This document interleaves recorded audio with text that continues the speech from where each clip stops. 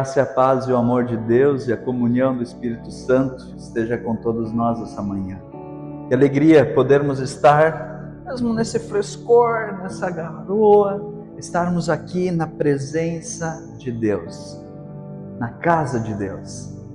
E nós estamos dando sequência a essa série de pregação neste mês de setembro, esse mês onde que não só no Brasil, mas em vários lugares se reflete com muita intensidade sobre a valorização da vida, tendo em vista o número crescente de suicídio, tendo em vista o número espantoso de pessoas que tiram sua vida.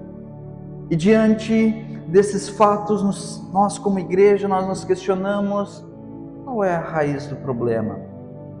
Aonde está o problema? E nesse mês nós refletimos sobre vozes que destroem.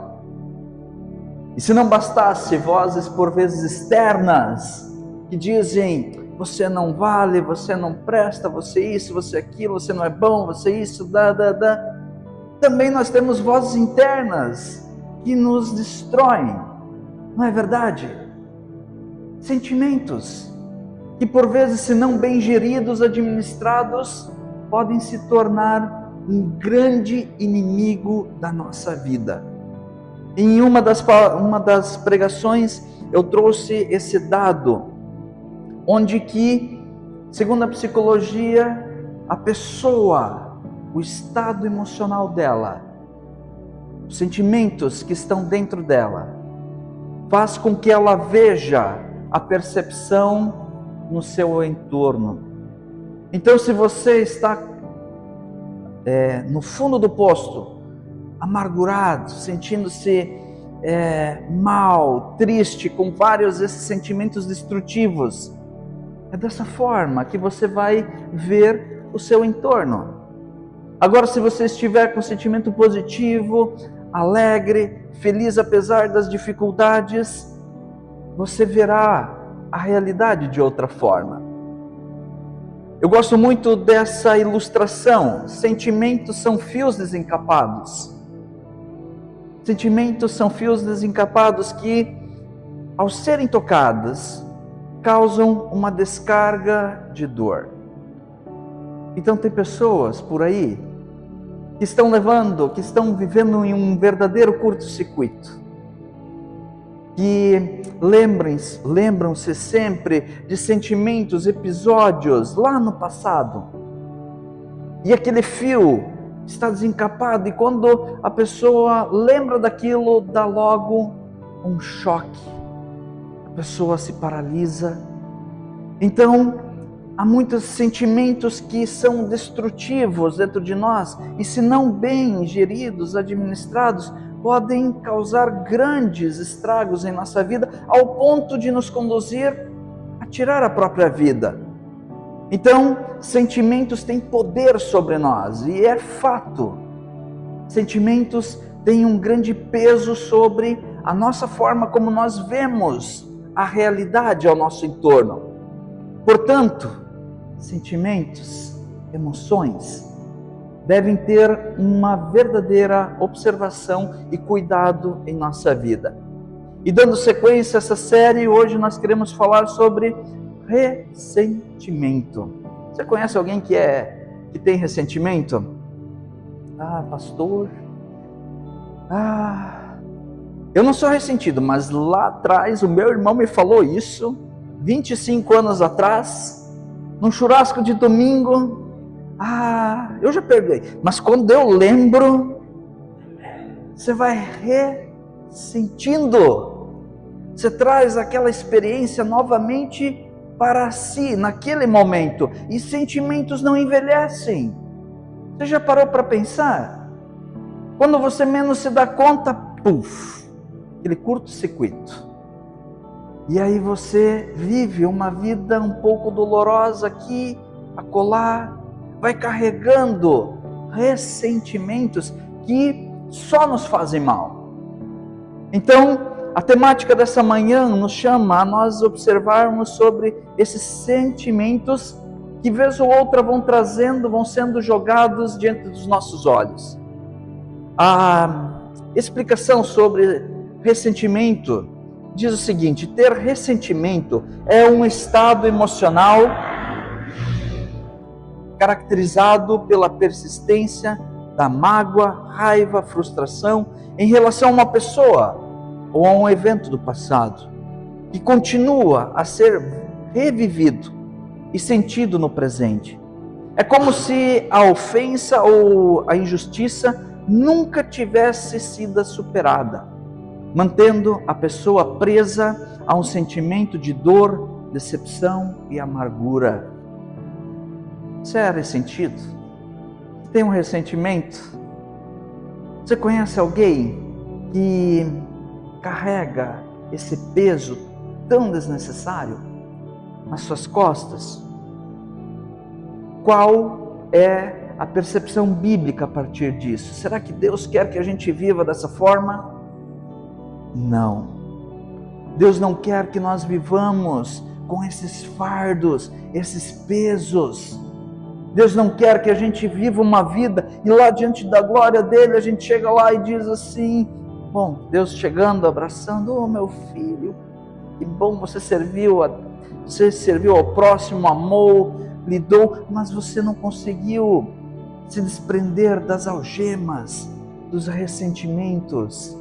Então nessa manhã nós queremos lidar com isso e refletir sobre como nós podemos deixar isso para trás. E queira Deus que você absorva isso. Quando nós olhamos na Bíblia, a Bíblia nos ensina a lidar com sentimentos ao exemplo de homens que, a partir da sua fé, lidar com esses sentimentos. E se tem alguém que soube lidar e que é um exemplo clássico de uma família que teve muitos problemas, e se tem muitos ressentimentos às vezes que a gente carrega, não é com o outro, mas é dentro de casa, esse alguém foi quem? José. José foi alguém ímpar que soube lidar com o ressentimento. Ali tem a árvore genealógica e eu quero resumir. Talvez você já tenha me ouvido pregar, talvez você já conheça essa história. Se você sabe, vale a pena relembrar. Se você não conhece, preste atenção que a partir de Gênesis 12, no capítulo 12, verso 1 em diante, começa a história dos patriarcas: Abraão, Isaque, Jacó.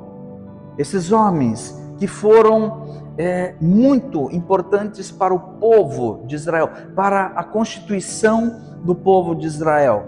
Então, lá no início, nós vemos que a Bíblia, às vezes, ela tem um cenário quase como uma novela mexicana. O enredo é pesado, mas para nos mostrar que tem coisas que a gente não deve seguir e que dá problema. Então nós olhamos lá no início para Abraão e Sara.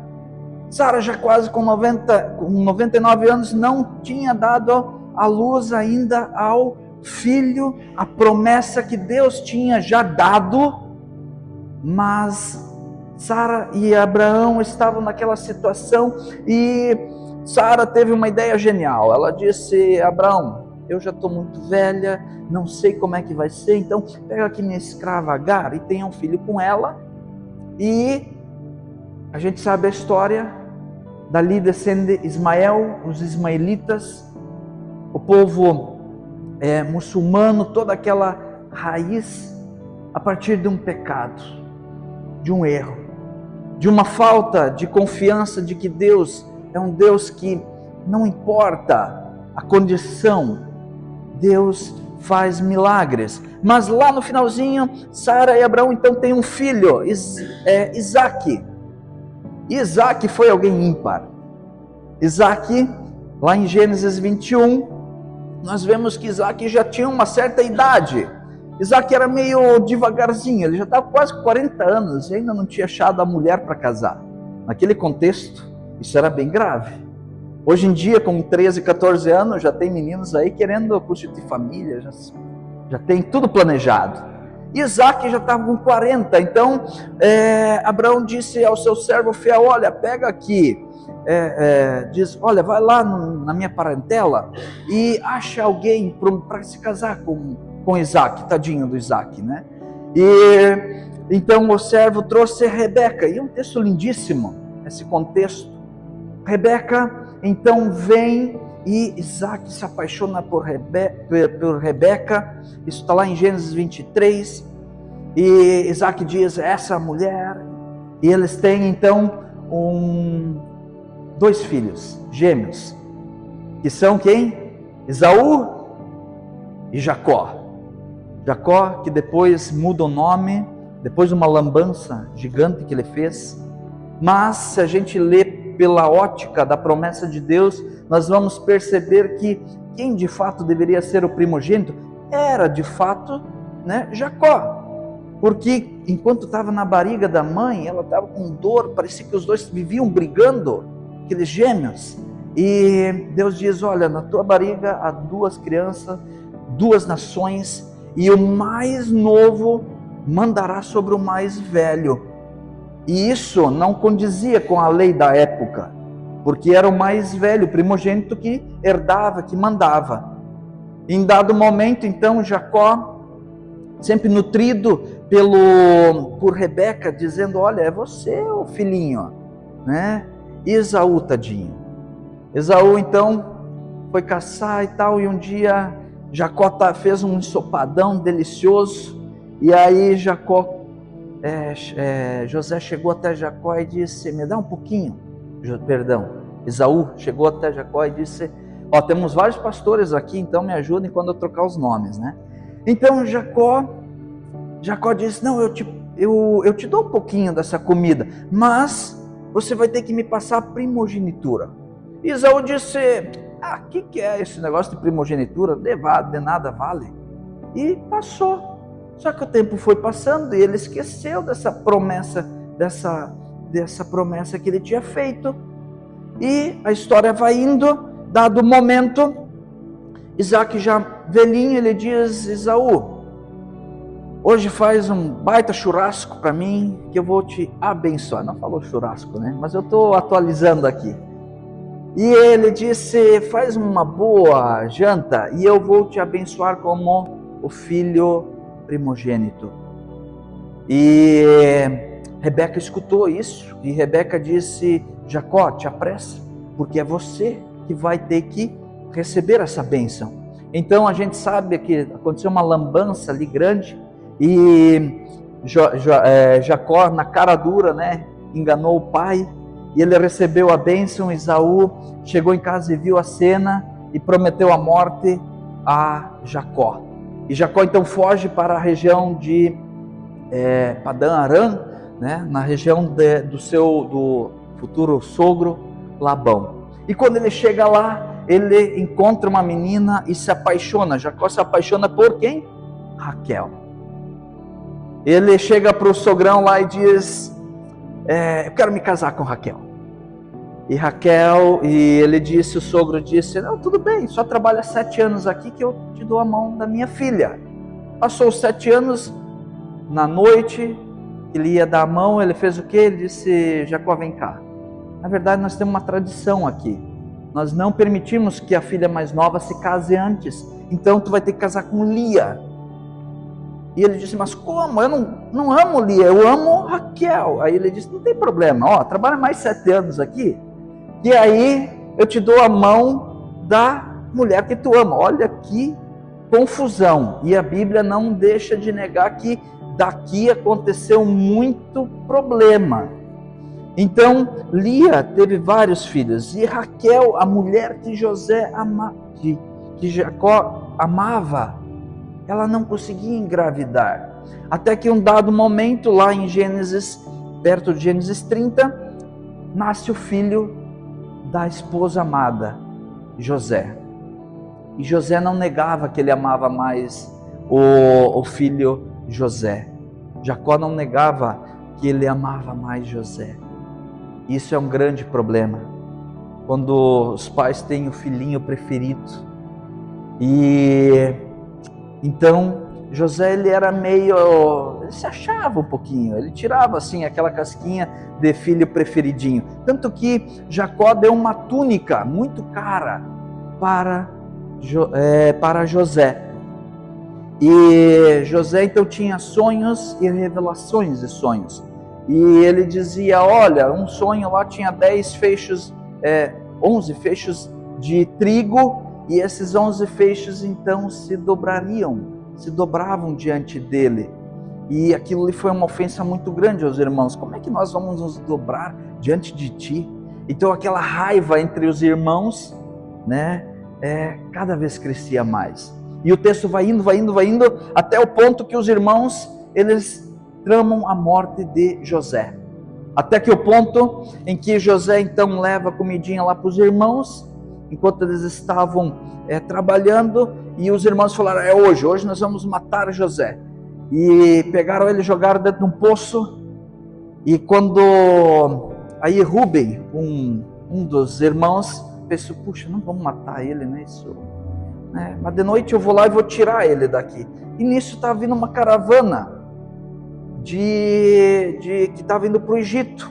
E quando eles estavam indo para o Egito, um dos irmãos teve a sacada e disse assim, bem, vamos pegar o nosso irmão, vamos vender, pelo menos nós vamos ganhar um dinheirinho.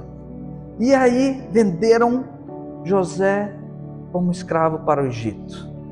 Venderam ele. Olha o sofrimento desse irmão, essa situação que ele passou toda. E ele é vendido então para o Egito. E em dado momento, aquela região está toda em seca. E o faraó, a partir da interpretação dos sonhos de José, e eu estou resumindo todo o livro praticamente de Gênesis até aqui. E os irmãos de José então vão para o Egito para pegar mantimento. E quem eles encontram lá naquela altura do campeonato? José. E José não era nada mais, nada menos que quem? O governador. Abaixo do faraó estava ele. Era o cara, era a pessoa, né, desculpa aqui a expressão juvenil, né? Era a pessoa. E ele ali naquela situação, ele vê os irmãos vindo caminhando e diz assim, peraí, esses aí são meus irmãos que fizeram tanto mal para mim. E aí o que José diz? É agora que eu vou me vingar? Não. Ele pega, chama os irmãos e diz, vem cá, vocês vêm da onde? E os irmãos não reconhecem ele, porque ele está como sacerdote lá do Egito, lá como sacerdote, não como governador. E quando ele está ali, ele pega e diz assim, vocês estão vindo da onde? Ah, de lá. Vocês são irmãos aqui? Somos e tal. E o pai? O pai está vivo, está lá na terra distante. E vocês têm mais irmão? Temos o Benjamim. E ele disse, ok, então deem mantimento a eles. E aí José disse, peraí, vamos fazer um negócio aqui para que eu veja, né, novamente ele encontre a família. E colocou uma taça no meio lá do mantimento. E eles então estão indo. José diz, olha, para os soldados, vão atrás daquele grupinho ali e verifiquem se não tem algo. Era tudo armaçãozinha ali do José. E aí José, né, os irmãos estavam ali e tinha aquilo ali roubado. Então ele pega e manda todo mundo voltar, os irmãos, e diz, bonito, né? A gente ajuda vocês e vocês ainda nos roubam. E eles, não, nós não roubamos, nós não fizemos isso. Como é que eu vou acreditar na história de vocês? Como é que eu vou acreditar na história que vocês me contaram lá que o pai está vivo, que tem mais um irmão? Então faz assim, um de vocês fica aqui comigo, fica preso, e vocês vão trazer Benjamim, vocês vão trazer o pai para cá. Também o pai. E aí o que acontece? A história vai indo. Jacó, nessa altura, Israel, ele já está debilitado. E ele diz, puxa, já perdi um filho que eu amava, vou perder mais um agora. Aí eles vão lá, e o encontro é fascinante, o texto bíblico. José, então, ele fecha a sala, o saguão, e está todos eles ali, e ele não aguenta, começa a chorar, e diz, vocês não reconhecem quem que eu sou? Sou o irmão de vocês, que vocês venderam lá atrás como escravo. Uau! Que ele vira a volta. E o que José faz aqui? Qual é a atitude de José? E aí a gente entra no texto bíblico, que depois, né, os irmãos e o pai moram ali no Egito, e já com uma idade avançada, Israel falece, e aí os irmãos eles pensam assim, é agora José vai se vingar de nós, é agora. E aí a gente entra no texto, depois da morte do pai, os irmãos de José disseram, talvez José tenha ódio de nós, e vá se vingar de todo o mal que nós fizemos a ele. Então mandaram dizer a José, antes que o seu pai morresse, ele mandou que pedíssemos a você o seguinte, por favor, perdoe a maldade e os pecados dos seus irmãos, que o maltrataram. Portanto, pedimos que perdoe a nossa maldade, pois somos servos do Deus do seu pai. Quando recebeu essa mensagem, José fez o quê? Chorou. Depois os próprios irmãos vieram e se curvaram diante dele e disseram, aqui estamos, somos seus criados. Mas José respondeu, não tenham medo, eu não posso me colocar no lugar de Deus. É verdade que vocês planejaram aquela maldade contra mim, mas Deus mudou o mal pelo bem, para fazer o que hoje estamos vendo, isto é, a salvação de muita gente. Não tenham medo, eu cuidarei de vocês e dos seus filhos. Assim, ele os acalmou com palavras carinhosas que tocaram o coração dele. Gênesis 50, verso 15 até o 26, até aqui. José tinha tudo para se vingar. José tinha tudo para ter aquele sentimento de ressentimento e dizer, é agora. Será que José nutriu o ressentimento? Será que José, com aqueles fios desencapados de dor, de sofrimento, será que ele não isolou aquilo? Será que ele não conseguiu lidar de uma forma como Deus queria? Então há alguns ensinamentos a partir do texto de Gênesis. Primeiro, José ele reconhece a soberania de Deus. Mesmo que tudo está indo mal, mesmo que tudo aconteceu do jeito que aconteceu, Deus ainda é Deus. E ele diz o seguinte, eu não posso me colocar no lugar de Deus. José, em nenhum momento, pelo relato, ele dá um passo para trás na sua fé. Ele persistia, ele acreditava, tinha essa fé convicta de que, apesar de tudo, Deus estava caminhando com ele. Segundo ponto, mas Deus mudou o mal em bem. Gênesis 50, verso 20, ali está escrito. E muitas vezes, no nosso dia a dia, a gente escuta as pessoas dizendo assim, Deus transforma a maldição em bênção, não é verdade? Deus transforma o mal em bem. E quando a gente olha para as Sagradas Escrituras, a gente vai ver que é apenas nesse relato que a gente encontra esse texto. Então, Deus, ele pode sim transformar cenários, realidades difíceis em bênçãos. E José acreditava nisso. Mesmo que tudo estava indo contra ele, e o sofrimento que ele passou na prisão, com a esposa do faraó, com situações ali que talvez a gente ia dizer, puxa Deus, cadê tu nessa hora? José persistia e continuou acreditando. E acreditou que em algum momento haveria algo, um propósito maior do que os seus olhos pudessem ver naquele momento. Segundo, e aqui toda essa série, todas essas pregações, elas passam por esse tema, que é qual? Perdão. Não tem jeito. A gente vai ter que lidar com esses fios desencapados. E uma forma de encapar esses fios é com o perdão. Lidar com o perdão. O perdão é algo que nos liberta, que tira essas pedras gigantes de cima de nós. E num dos pequenos grupos, até o Casimiro não está hoje, mas num pequeno grupo, Casimiro, professor universitário, ele disse trouxe uma informação bem interessante. Por isso até incentivo a gente participar dos pequenos grupos, porque ali a gente aprende e cresce muito mais. E ele disse o seguinte: olha, na química, e eu nunca gostei muito de química, por isso que eu virei pastor, não fui muito da matemática, mas ele disse o seguinte: pastor, sabe na tabela periódica? Eu disse: sei. Bem, na tabela periódica, todo prefixo per significa que aquele átomo chegou na plenitude, chegou no auge da sua capacidade. Então, quando a gente olha para o cloro é um átomo ali, é uma substância, mas para elevar ele ao máximo, se eleva aquele átomo e ele fica perclonato. E assim com muitos outros. Hoje vocês aprenderam algo novo, né? Olha que maravilha. Perclonato. Mas também é assim na língua portuguesa. Por exemplo, assim, o prefixo per significa perfeição. Ação, coloca per na frente, perfeição.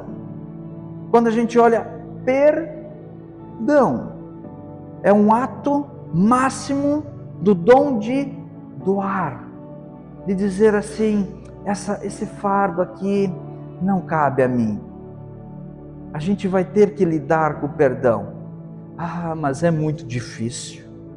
Mas é assim, pastor, não consigo perdoar. Se você quer chegar na glória de Deus, você vai ter que lidar com o perdão. Você vai ter que trabalhar aqueles ressentimentos que não foram bem lidados. Perdoar. Terceiro ponto que afeta muito a questão de nós lidarmos com o ressentimento é lidar com pensamentos intrusivos. Tem algum psicólogo aqui entre nós? Todas as comunidades têm, né? Psicanalista. Pensamentos intrusivos é o quê? Intrusivo, aquilo que é intruso na nossa vida. Então, você está vivendo a vida e de repente, vem aquele pensamento destrutivo, aquele sentimento. Isso acontece comigo, acontece certamente com você. Pensamentos intrusivos são pensamentos que vêm diante de nós e nos causam um mal desgraçado, nos destrói. E pensamentos intrusivos é de extrema importância que a gente os reconheça. Os pensamentos intrusivos são uma experiência comum a muitas pessoas. São aquelas ideias que surgem de repente e de forma indesejada. Seja um pensamento rápido ou uma corrente de pensamento persistente. Tem situações que a gente vai precisar ajuda médica. E eu era muito contra, lá em 2020, contra psiquiatra, até que um dia eu fui carregado para uma consulta psiquiátrica quando eu cheguei no esgotamento mental. E aí eu comecei a perceber que tinha muitos pensamentos intrusivos, muitos pensamentos que me conduziam a sentimentos mal resolvidos. E o psiquiatra me ajudou, minha vida foi transformada. E se problemas recentes, talvez um psicólogo te ajude.